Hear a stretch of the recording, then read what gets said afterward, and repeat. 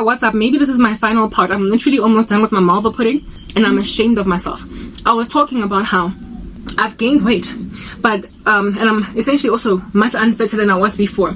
I'm actually so unfit right now because of literally sitting around for way too long because of these power cuts, that when I record my dance videos, I cut so many times where I have to stop in the middle of a set. I can't even finish because I'm exhausted, I'm exasperated. I'm trying to do until failure, and my failure comes a lot earlier than it used to before. But I'm going to be cutting and splicing and like literally doing so many edits on that content of mine for fitness that it looks as though I am fit when I'm obviously not. While the naked eye can observe that my muscles are not as strong as they used to be, I don't have as much girth in my thighs as I used to. And the naked eye can also observe that my arms are a little bit flabbier than they used to be, and my stomach is not as flat as it used to be. However, because I am not quite, like I said on that show, My 500-Pound Life, where because of obesity, I can't even move my legs. I have to literally be carried around in a wheelchair or some kind of a conveyor belt. Because I'm not quite there, because they want an extreme situation to be the only one that is frowned upon, people will be content to keep on following my fitness content, even though, Karabo, I can tell from your video from 3 weeks ago that you've gained weight. You're not a good example. Why aren't you being honest? We are taking chubby people and embracing them in our stride as our fitness instructors, even though they are fragmented in the way that they move because their bodies are too heavy for them to be fluid. Because of editing, splicing, cutting, chopping, it is possible to look fit when you're not. And it is possible to get away with it when you're naturally skinny like me. However, what then when a whole big fat chunky show that's 2 hours long with ballerinas jumping up and down on a stage, how much more embarrassing will the choreographer, the producer be when their chubby ballerina is obviously kind of struggling in comparison to the skinnier ones? They're going to be scared to say, it's just that, I guess we had a bad day today. They're going to be scared to say that ballerina, we recruited her because we are trying to be more tolerant, and she could not catch up in training. We had to try to even lessen the moves that we can do, the flies, the kicks, the like stellar things in the sky that they do. We had to do less of them to accommodate her part in the whole show. And she still, when we were going live on the day of production, first day, she still messed up because literally her whole body was like a gym weight that you are trying to exercise with. You will run slower with this on your feet. You will do hand gestures slower with this on your feet. And so inevitably, as a ballerina, you will have lower kicks than your fellow colleagues with this on your legs. And this is body fat. You cannot cancel out an entire industry. Literally, they have pressurized industries that if you are born big boned, let go of ballet. If you are born naturally chubby and you don't want to put in the time that it would take to lose weight and keep it off, let go of ballet. If you are not naturally built a certain way, let go of certain things. People just need to start accepting that some things aren't broken, but they're trying to fix it. But in the spirit of tolerance, the tolerance agenda of which is tolerating everything else that ought not be tolerated, they are doing away with the beauty and the glory of art.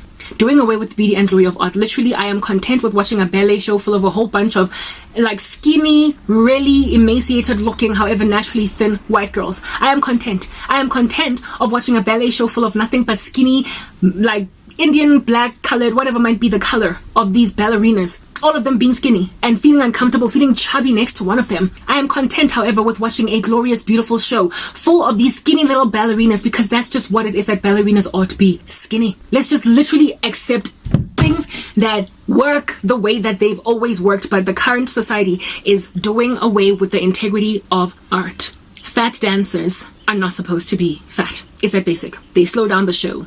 And the girls and the guys are dancers, a very highly aerobic activity. They should, more easily than any other person on the left and on the right, be able to lose weight. So essentially, when you are a fat dancer, but you're in the dance studio 7 days a week, and you are doing the same amount of exercise or training as the rest of the dancers on the left and on the right of you, you are eating in excess of what it is that you're losing weight. You are literally overeating. You are indulging. You are mukbanging. That's what you're doing. For your meal, you do a mukbang like the incredible ones that you find on TikTok. That is what you're doing. I used to do drum majorettes when I was a kid in grade 8 in high school. I was a drum majorette, and there was this one girl that I could not believe used to be fat once upon a time. She was in grade 9, and I was, of course, a freshman in grade 8, the first year student in high school, and we became fast friends. And when she told me that she used to be fat, I was like, no way. She was now only slightly bigger than me. I was quite emaciated, skinny naturally. When I was a kid, I was lanky, so She was chubbier than me, but only because I was so skinny. She was an average size. Well, she looked my size today. She was my size today, right? That chick. And she told me that she used to be fat before she joined Drummies. And she said that Drummies, the drum majorettes, if you've done it, it involves so much running, so much jogging, so much squatting, so much lunging, and we train for literally almost every day of the week for hours. This chick did not change any of her eating habits, only joined Drummies. And because of Drummies, she lost all that weight. She did not change what she usually ate, only worked out like that. Dancers are similar to drum majorettes because they don't just do one little session for half an hour every 5 days. They are literally usually in the studio every single day, and they do the same amount of strenuous activity as all the other dancers. So there is no way that as a dancer you would stay chubby unless you are eating so much more than the regular person on the daily.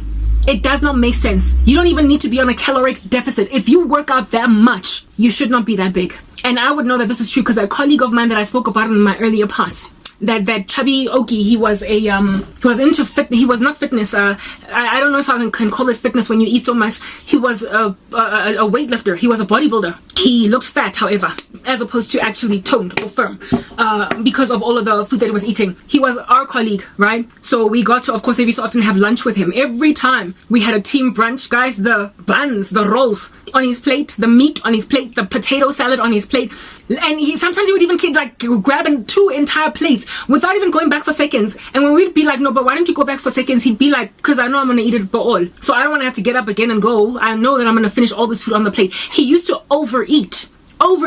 And so that's why he was chubby over and above buff. So dancers who are fat, and I call them dancers because by mere virtue of being a dancer, you are in the studio all day long. Largely. Otherwise, you're not a dancer.